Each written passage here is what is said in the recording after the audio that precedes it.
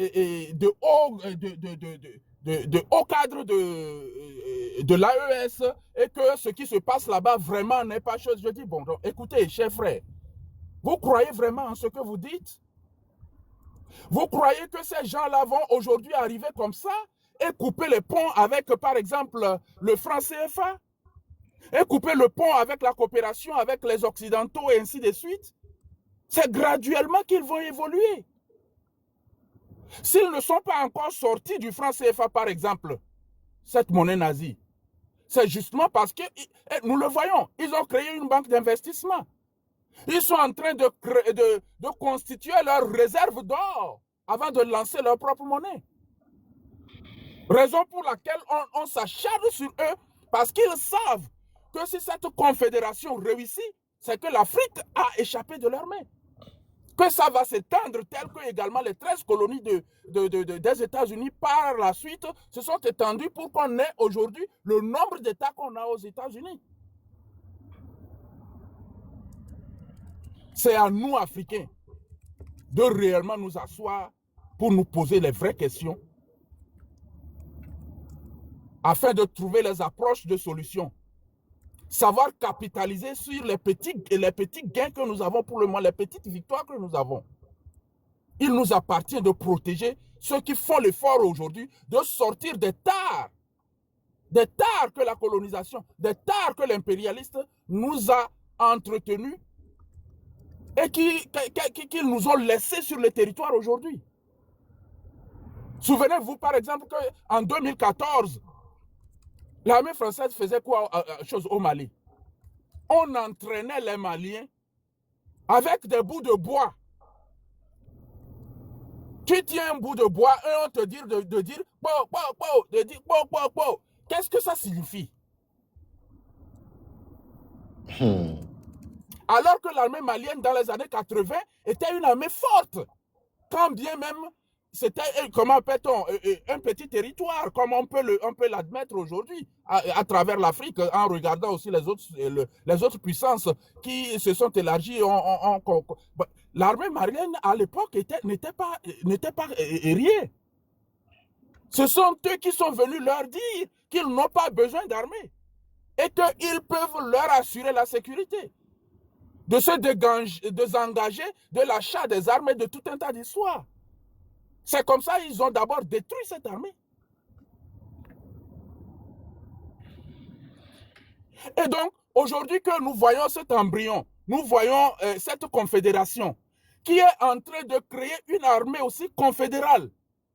La seule manière de protéger nos ressources, de protéger les biens que nous avons, pour que nous puissions avancer, c'est d'avoir cette puissance qu'eux, ils ont, qu'ils proposent aux États qu'ils affaiblissent, sous prétexte qu'ils vont les protéger. Pourquoi est-ce que nous ne devrions pas être capables de nous protéger nous-mêmes? Voilà les questions. On doit s'unir là, au terminus. On doit s'unir et aller au combat. C'est tout ce qu'il y a à faire. L'union et le combat.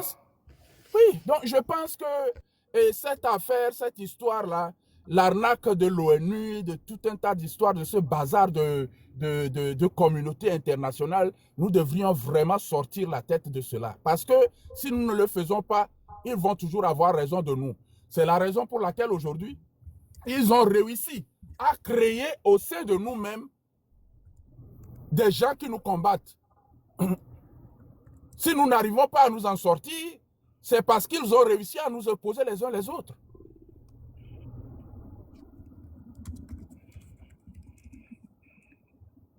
Ce point pour le moment, que pour être corrompu, il faut être corruptible. Et si sans le changement de mentalité, on trouvera toujours des gens à corrompre parmi nous. À corrompre plutôt parmi nous. Effectivement, c'est la raison pour laquelle même d'abord, dans ces changements que nous sommes en train, les révolutions que nous sommes en train d'opérer, de tous ceux qui en sont déjà parvenus à un certain point, il faut des législations qui nous protègent par rapport à cela. Moi, j'étais fier la fois dernière quand le Burkina a restauré cette question capitale. C'est très important. Parce que ça existait. Qui l'avait mis en suspension?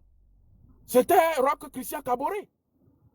Parce que on a réussi à lui faire comprendre qu'il faut faire une parodie de justice contre Blaise Compaoré. Et on est allé suspendre ça. Si cette question-là existait depuis, avec cette révolution et toutes les tentatives de renversement du pouvoir-là, je crois qu'on aurait déjà pu décourager un certain nombre de têtes fêlées qui nous tirent toujours vers le bas. Pourquoi en Chine, il suffit que tu sois corrompu, que tu aies volé un peu d'argent et choses là, et on te passe. Est-ce que quelqu'un peut quitter l'Europe, quelqu'un peut quitter les États-Unis, aller chercher aujourd'hui à corrompre quelqu'un en territoire chinois? Je ne le pense pas. Parce qu'il sait ce qu'il attend. Quelqu'un peut aller le faire en Russie? Je ne le crois pas. Pourquoi c'est en Afrique qu'on arrive à le réussir? Parce qu'on impose un président en Chine. En Afrique, on impose des présidents pour nous. On ne choisit pas nous-mêmes. On nous impose. Nous devons aller... Oui, il nous appartient vraiment de savoir sortir de leur arnaque là et repenser notre lutte, et repenser nos révolutions et soutenir ce qui est déjà en marche. C'est la seule façon pour nous de parvenir à ce que nous recherchons vraiment pour la libération de l'Afrique. C'est ce que j'ai à dire. Merci à toutes et à chacun. Merci, monsieur le ministre. Et même pour ajouter à tout ce que vous avez dit et ma réponse à monsieur, comment dire, Azetor, là, très récemment, c'est que quand on parle du Togo, de l'Africain qui doit savoir ce qu'il veut et quel adversaire ou ce que l'ennemi qui est devant lui veut, il faut aussi, après avoir réussi le combat là, ou après avoir fait cette révolution, trouver des, comment dire, des leaders leaders révolutionnaires comme ces gens-là de l'AES qui aiment leur patrie, qui aiment l'Afrique et ont eu cette facilité de s'unir, d'unir leurs forces, de solidariser leurs forces pour que l'ennemi ne les désidentifie plus une à une, qui viennent leur faire face tous ensemble. Et je pense que c'est grâce à cela que nous allons sortir de cette, comment dire, colonisation ou esclavage moderne qu'ils appellent. Parce que sans ces leaders-là, après la révolution, si on ne met pas quelqu'un qui a ce patriotisme en lui, qui veut changer les choses vraiment par une démocratie de façade ou démocratie imparfaite, que les gens disent là, au lieu, tout ça là, non. Et la rigueur sera appliquée. Je pense que très, très, très bientôt, l'Afrique aura cette nouvelle ère que nous cherchons tous. Et nous devons l'impliquer dans nos frères et sœurs, dans la génération future. Oui, monsieur Messon. La seule démocratie qui existe, c'est celle qui naît après une révolution populaire. Ça n'est pas celle qui vient après un coup d'État. C'est que le peuple est conscient. Vous pensez que l'AES, les gens de l'AES, là, moi je ne trouve pas que c'est un coup d'État ils ont fait, hein, parce que le peuple... Mais non, qui a dit ça? C'est le peuple qui a fait la révolution et eux, ils sont arrivés les gens après. les appellent les poutistes, tout ça là, je me dis non, c'est le peuple. Mais ça, c'est les Occidentaux. C'est les Occidentaux qui les appellent les poutistes. Mais après, il y a quelques Africains, quelques Noirs aussi qui le font. Mais eux, ils se trompent, c'est parce qu'ils sont endoctrinés. C'est ça. Et il faut savoir que l'état d'avancement des non, ça c'est grave qu'un journaliste d'investigation tient ses propos. Parce qu'il induit tout un peu... Non, laissez ça. Non, il induit tout un peu dans la reporter tout votre investigateur là. Hein? Laissez ça là, laissez ça. Ok. Et Messon. Il faut mettre ça. Ah voilà, dis-le que je t'attire moi. Ah, on a il faut mettre ça totalement. Original Mbele. là, pour original, pour Ah, ok. Alors, ni pas coup d'état le Bénin. Le M6 o d'apa Djidjo, que au Bénin, quoi, on change. Bah, ma bien question de Calabir, Benade. Every day, mille crié AES. Système qu'on a instauré dans et lui a. Fi que mille et duo que mille a. Même système pour les. Et mille water n'est les filles. Pourquoi ne pas embrasser l'idée là? Miak pa benade, yo vo wade, il voit que ne miak pa tabi wade, yo la milak pa wabe faiblesse. Pourquoi nous les Africains? Idée que le président on les réveille, et nous les vivre les filles de jour en jour. Mia femme mia y dorme, mia waleke, etc. On différencie nous que mille ouais. Pourquoi ne pas accepter l'idée là? Pourquoi mia embrasser bien que yo? Qu'est-ce qui nous empêche? Je ne comprends même pas notre ventre. Ma zebra, mi mate embrasser nene ton job maintenant venir. Non, ça un exemple. Ni le premier pas ça embrasser voilé. Même pas ta mise sur c'est le hein? Nya to di so funo alo, nya so exemple là, vire le funo va adapter na nya to alo. Right. Et ouais. C'est ce que je dis. Okay. Original. Donc, va pour mieux quelqu'un le panel la diarrhée. Et bien, les gars. Oh, même pas. En tout cas, je viens en paix. Adjectif qualificatif, nous. Pas en guerre. Mais les guerres, moi, va en paix. Donc, moi, les 10 peurs. Mais nous, nous. Les autres. Ni les blancs, nous t'entendons. Ni les blancs. Ni les blancs. Mi kwa fibe ebe va mpe va mi kwa que va so korea mi ento mi le fie ekpole en discussion et tu apportes mi dunu lo o ma be dan dudu ara kpare ka va pompon tonto a Zebra ole bio po dobe nya zare yalo. Focus most anara va mi pompo mbana mi na mbana ma clôturer ne ma va ayi mo lu balé doa ah le ruchi la pia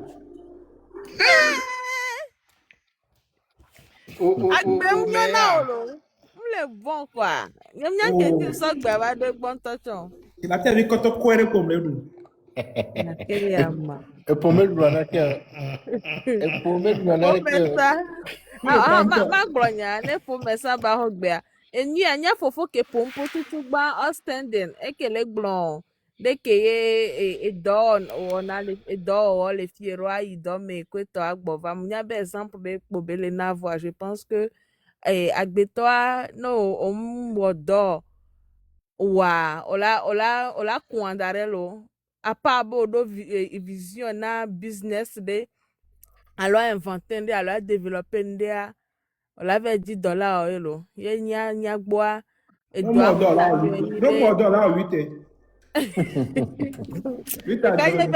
va manger ton tilapia, laisse-nous tranquille. Monsieur Messan, va boto. Aquelo.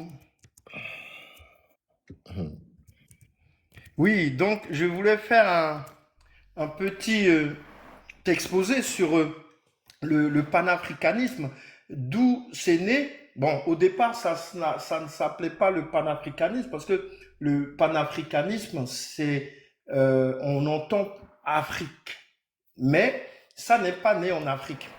C'est né dans les colonies américaines, notamment à Haïti. Et c'était le pan-négrisme. Le pan-négrisme, c'est un regroupement de noirs. Voilà. Faut mais ça, le panafricanisme n'est pas né en Haïti. Hein. Ça, je suis contre ça. Ah si, c'est né en Haïti après la guerre d'Haïti. C'est là où c'est né et c'était pas le panafricanisme, c'était le pan-négrisme. C'est devenu le panafricanisme quand ça a commencé à s'exporter sur le continent africain. C'était au début du XXe siècle avec des gens comme Benito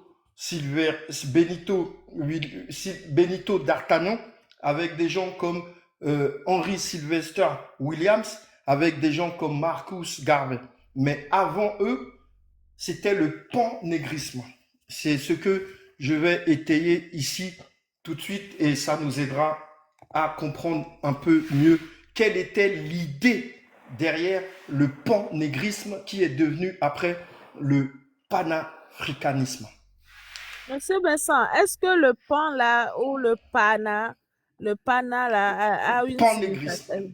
Oui, non, le début là, le pan là, oui, c'est comme une coalition, c'est se regrouper, c'est le fait d'être ensemble. C'est un ensemble de nègres, voilà, c'est un ensemble de nègres. Et après, comme ça partait vers l'Afrique, c'est devenu les Africains, l'ensemble des Africains. Faut mettre ça. Oui. Déjà, le pan, c'est comme... Aujourd'hui, on dit souvent association. Mais ce n'est pas spécialement pour les Noirs, parce qu'il y a eu le pan-arabisme. Le pan-arabisme, le pan-islamisme. Oui. En fait, voilà. Le pan, c'est juste une association. Non, le pan-négrisme, c'est un ça veut juste dire regroupement, voilà, association. C'est un regroupement. Voilà. C'est comme que je veux préciser. La compagnie aérienne, là, comment elle s'appelle déjà? Starline. Non, il y avait une autre compagnie qui s'appelait Pan quelque chose. Le nom m'échappe. Ça va me revenir. C'est un regroupement, en fait, d'États qui ont créé une compagnie. Donc, c'est le mot utilisé dans les anciens temps pour appeler groupe ou association. Groupement de personnes. Ah, ok. Voilà, la Paname, le Panama, c'est un ensemble de compagnies Amérique. Voilà, c'est un pan, c'est la définition, c'est un regroupement, une association. Voilà, c'est ça. Et après, tu mets ce que tu veux. Donc, tu peux très bien mettre le pan islam, le pan européen, le pan arabo. C'est juste un regroupement d'Arabes, un regroupement de Noirs, un regroupement d'Européens. Voilà. Et le début du panafricanisme, c'est le pan-négrisme. Donc, c'est le regroupement de Noirs. C'est une association de Noirs. Et comme ça a commencé à se déporter vers l'Afrique, avec Marcus Garvey qui prônait le Back to Africa, c'est devenu le pan-africanisme. Voilà, parce que ça allait vers l'Afrique. Mais au départ, c'était en Amérique où il y avait des esclaves. C'est là où est né donc le pan-négrisme qui est devenu après, avec le temps, le panafricanisme. Voilà. Et les premiers qui l'ont importé là-bas, c'était notre grand-père, notre père, Sylvanus Olympio, Kwame Nkrumah, les Sékou Touré, Amical Cabral, voilà. Et eux, ils ont vite été éliminés parce que les locodèrnes ne voulaient pas qu'ils éveillent et réveillent leurs frères noirs. Ça allait donner quelque chose de terrible. Ils se sont vite dépêchés de donner les indépendances pour éviter que tous ces pays-là se révoltent, notamment contre la France et évidemment contre l'Occident. Donc, comme l'a dit Photerminus, mais on l'avait dit un petit peu avant, l'histoire de l'ONU, là, c'est juste une façon de nous mettre des bâtons dans les roues et de nous calmer parce qu'ils voient qu'on commence à s'agiter. Tout ce qu'on fait ici, ils nous surveillent, hein. Ils entendent tout. Ils savent ce qu'on essaye de faire. Ils essaient de nous contrer. Et cette loi qui sort, ou en tout cas cette adoption de la journée internationale contre le colonialisme, c'est une façon de nous contrer. Et nos chefs d'État, vous allez voir, ils vont commencer à sortir les uns après les autres pour faire des discours sur cette adoption de la journée internationale. Et Robert Dussel, j'en suis sûr qu'avant la fin de semaine, il va faire une sortie. Et Ouattara va faire aussi une sortie. Et Patrice Talon aussi. On va les entendre très rapidement, vous allez voir. Donc, on nous dit que la déportation des Africains les oblige à avoir une double conscience, c'est-à-dire une tension entre leur identité africaine et leur nouvelle identité américaine, caribéenne, latine. Cette tension de la double conscience est particulièrement importante aux États-Unis car c'est là où la culture occidentale émerge et influe les modes de vie et de consommation partout dans le monde. Le panafricanisme et le pannégrisme, le sentiment d'unité sur la simple base d'être noir, sont issus de cette histoire enchevêtrée de la traite, de l'esclavage et de la colonisation qui ont laissé les Africains dans des situations très variées. L'insurrection des esclaves de Saint-Domingue en août 1791 secoue les autorités. Oui, Tata. Et la première phrase là, le début que tu as lu là, que ça, l'exportation des Noirs, la déportation des Africains. Des Africains leur donne les oblige à avoir une double conscience. Avant, on avait une conscience africaine, mais comme on a été déporté vers les Amériques, vers les Caraïbes et vers l'Amérique latine, on a commencé à adopter une autre mentalité, une autre conscience. Donc, on a eu la double conscience. Voilà. Aussi bien la conscience africaine et la conscience de l'endroit où on a été déporté. Voilà. Mais est-ce que ceux qui sont venus déporter les Noirs là n'ont pas aussi en quelque sorte eu cette double... non, eux, ils n'ont pas adopté notre conscience. Sinon, ils nous auraient jamais fait ce qu'ils nous ont fait. Peut-être ils ont étudié, ils ont peut-être... Oui, eux, ils nous ont étudié, ils ont vu nos points forts, ils ont vu nos points forts et ils ont affaibli nos points forts. Ils ont affaibli nos points forts. C'était notamment la morale et la conscience. Ils nous ont enlevé ça. Voilà. Et en introduisant notamment la Bible. Et dans la Bible, comme je l'ai dit tout à l'heure, la Bible qu'on connaît aujourd'hui n'est pas la Bible avec laquelle ils sont arrivés. Ils ont enlevé beaucoup de parties de la Bible. Ils n'ont laissé que les parties où on dit aux gens, quand on te met une gifle, il faut tendre l'autre joue. Il ne faut pas se rebeller. Il faut respecter ton voisin. C'était que ces parties-là qu'ils ont gardées dans la Bible, qui nous ont mis entre les mains. Ce qui faisait que même quand on était fouetté, on avait du mal à en vouloir au maître qui nous avait fouetté parce que le dimanche, on allait à l'église. On allait au catéchisme. Que Dieu le pardonne. Voilà. C'est ça. Non, ils nous ont trafiqué l'esprit. La raison pour laquelle je vous ai demandé cette pause à Eni Benko, et si bien que mine blanc, ni guerre physique alors guerre ni emila officieux, parce que guerre idéologique guerre ni psychologique quoi, c'est mental. On avait guerre cognitive. Cognitive, ouais, guerre de l'esprit quoi, de l'intelligence.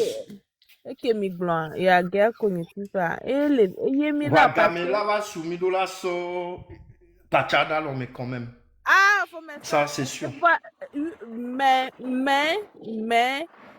ne mentalité a changer doit filer si bere kamora gbombo be les zoro la nova we alors me kodo ni abe oni espère le nuit à nova we. Cette mentalité est le pire sauvé qu'on va imposer en temps d'esclavage. Ah oui, c'est clair. Et nous, que Dieu les bénisse, vraiment, on doit bien réfléchir à ça parce que, encore une fois, les Béninois, on leur a servi un renversement de l'oppresseur, du dictateur, et ils ont refusé parce que c'était trop violent pour eux. Ils ont dit non, nous on est contre.